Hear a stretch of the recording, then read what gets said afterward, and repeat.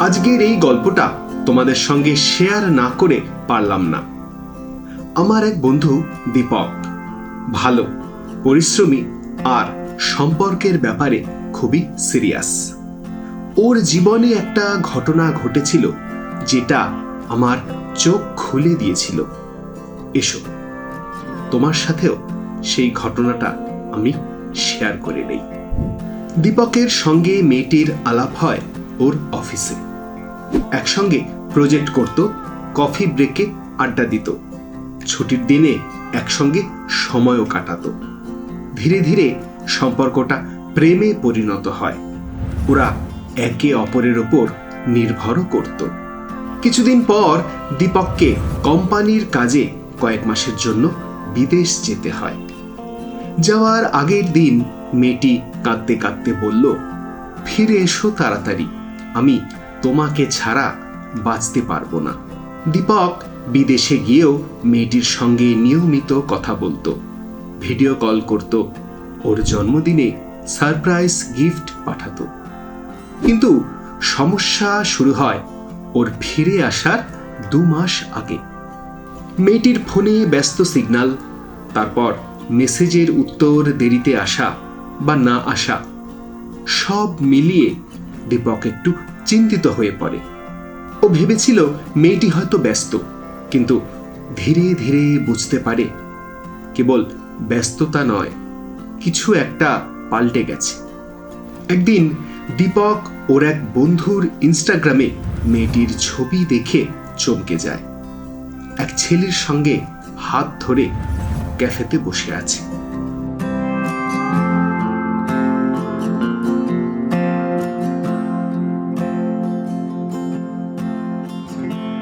প্রথমে বিশ্বাসই করতে পারছিল না দীপক।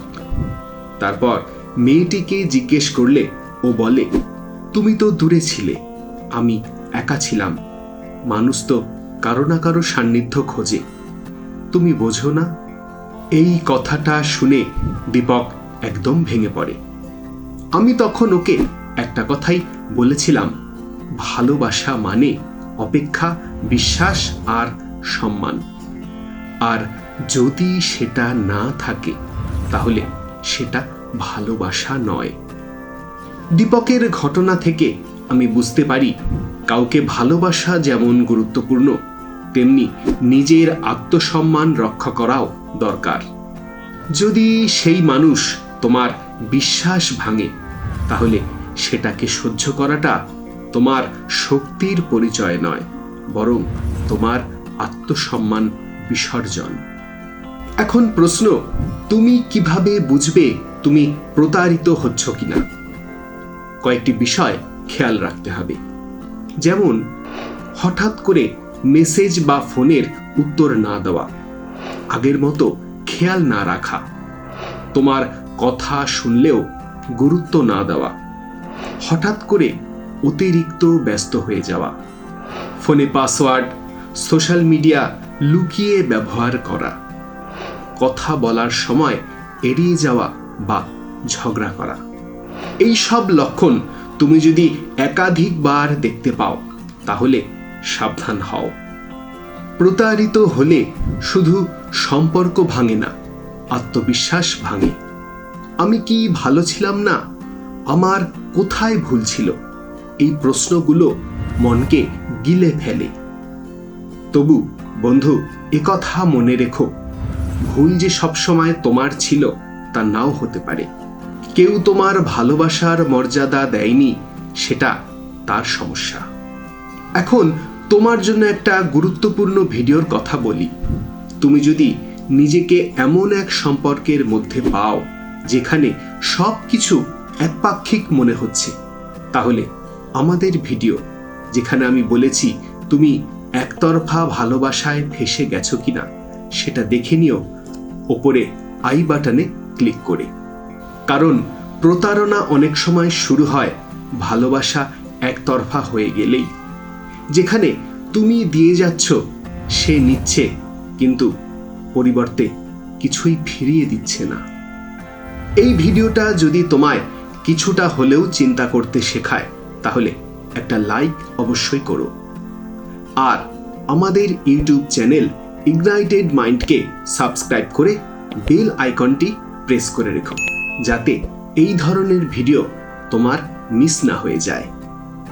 আর যদি এই ভিডিওটা ফেসবুকে দেখে থাকো, তাহলে আমাদের ভিডিওটি লাইক করে আমাদের পেজটিকে লাইক এবং ফলো করতে ভুলো না। আমরা এমন বাস্তব অভিজ্ঞতার ওপর আরও অনেক ভিডিও বানাচ্ছি, সেগুলো যাতে তোমার মিস না হয়ে যায়। দীপক এই অবস্থায় কি করলো? দীপক প্রথমত প্রচণ্ড ভেঙে পড়েছিল, কিন্তু পরে সে নিজেকে সামলে নেয়।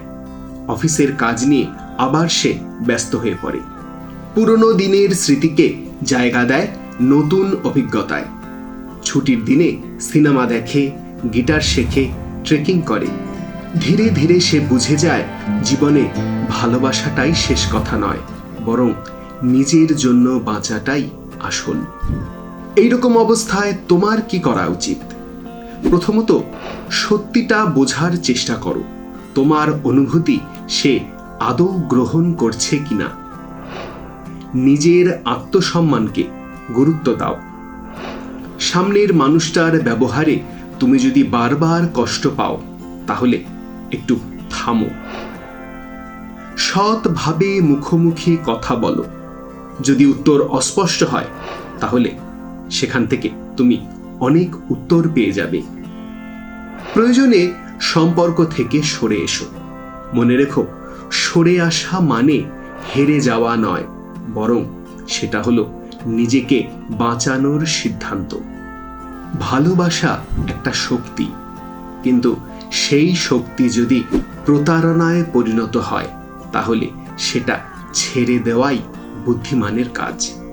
মনে রেখো, সম্পর্কে থাকার জন্য নিজেকে ভাঙা উচিত নয়, বরং এমন সম্পর্ক খোঁজো যা তোমাকে আরও গড়ে তোলে।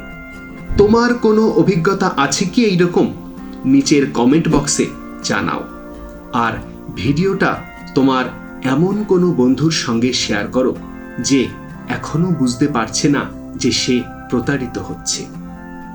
বন্ধু, নিজেকে ভালোবাসো, কারণ তুমি সেটা পাওয়ার যোগ্য।